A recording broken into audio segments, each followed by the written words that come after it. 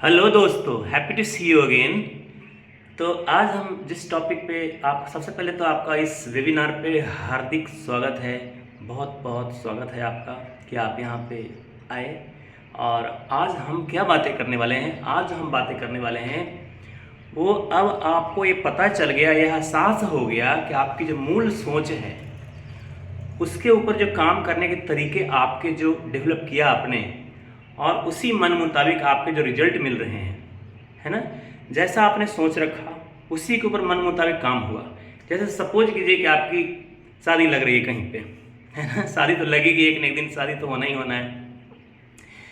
तो शादी में देखा होगा आपने कि गुण लड़की के और लड़के के गुण मिलाए जाते हैं।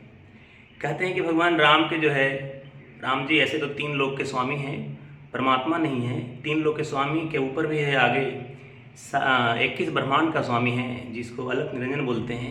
और उनके भी ऊपर है जो पर ब्रह्म है। गीता जी में पर ब्रह्म की संज्ञा दी गई है।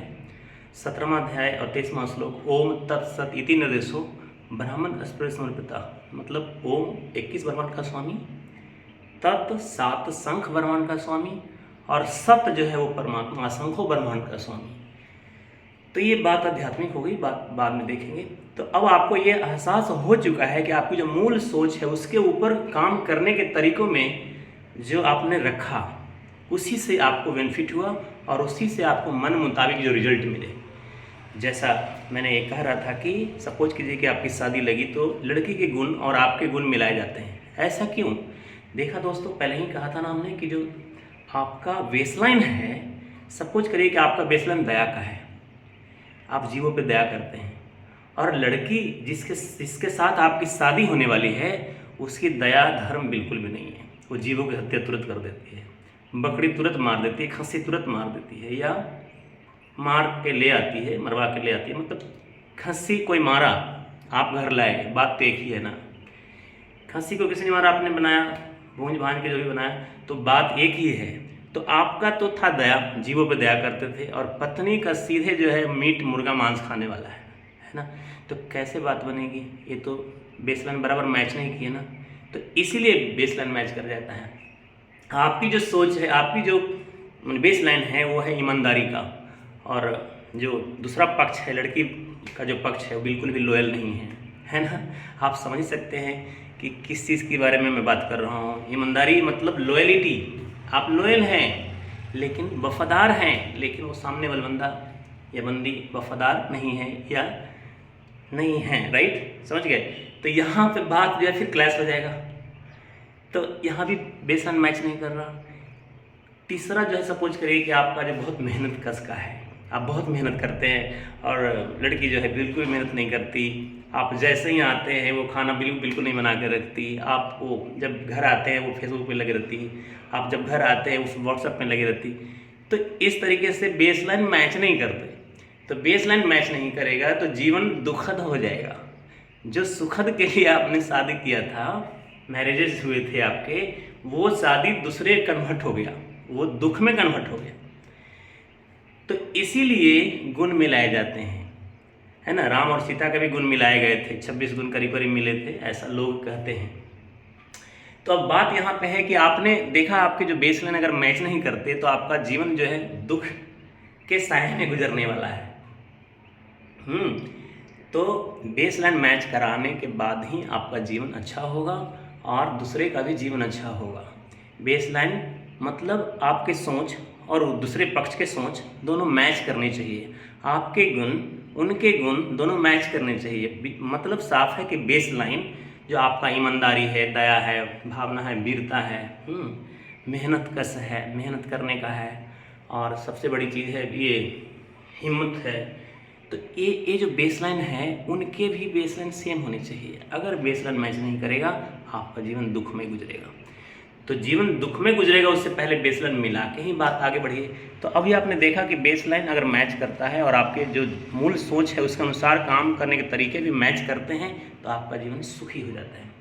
अब कहीं पे बेसलाइन नॉन एक्सप्रेस होता है, मतलब बेस मैच नहीं करता। यहाँ पे ये आपको एहसास हो जाता है, जैसे आपने सबको शादी लग गई और आपकी शादी हो गई, बेसलाइन मैच नहीं कर रहा। ईमानदार है, लड़की ईमानदार नहीं है, या लड़का ईमानदार है, लड़की ईमानदार है, लड़का ईमानदार नहीं है, बराबर है। यहाँ बेसलाइन मैच नहीं कर रहा।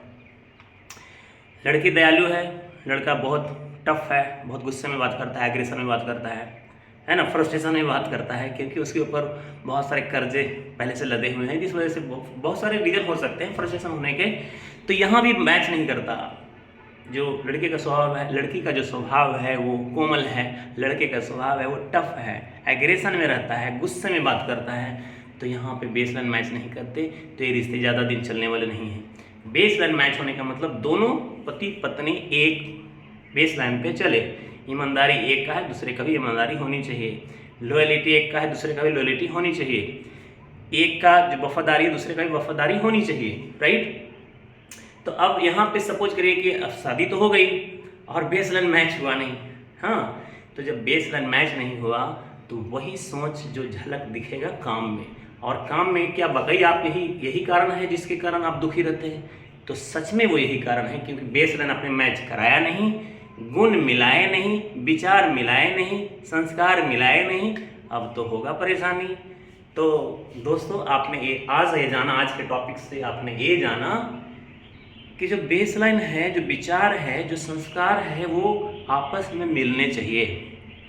और सपोज कीजिए कि शादी हो भी गया, बेसलाइन मैच नहीं कर रहा, तो आप कोशिश करेंगे बेसलाइन मैच कराने की, क्योंकि शादी 1-2 दिन का खिलौना नहीं है, ये लॉन्ग रूट चलने वाला जर्नी है, जिसमें बेटे पोते नाना नानी सब आप बनते हैं, दादा दादी सब बनते हैं, राइट।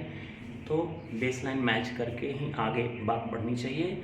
और बेसलाइन एक्सप्रेस होता है कि नहीं, बेसलाइन एक्सप्रेस होता है मतलब मिलता है, तो कितना जीवन सुखमय होगा। और बेसलाइन अगर मैच नहीं करता है तो वो जीवन दुखमय होगा, और दुख का कारण भी वही है। जब सुख और दुख का कारण पता चल गया तो हमें सुखी रहना है, बराबर है कि नहीं। जब दोनों को पता चल गया कि हमें जो है ईमानदार रहना है तो ईमानदार रहना है, दया भाव रखना है दया भाव रखना है, साहस रखना है साहस रखना है, वीरता की बात होगी तो वीरता रखना है, हर चीज़ मिला के चलना है, बात बना के चलना है, सोच मिला के बात करनी है, चलना है, तो ऐसे जीवन सुखमय हो जाएगा।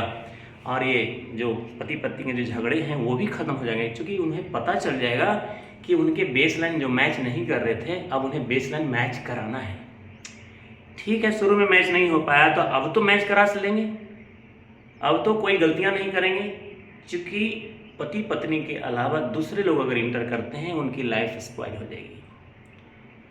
तीसरे आदमी कोई भी इंटर करेगा, चाहे तो उसका दोस्त बातें करेगा तो भी खराब कर देगा मामला, ऐसे नहीं ऐसे, ऐसे नहीं ऐसे, तो झगड़े होने ही होने हैं। तो यहाँ पे बात यह है कि अपने को बेसलाइन मैच करानी है, अपने को सोच, जिस सोच पे बात बनेगी वही उसी के अनुसार काम करना है।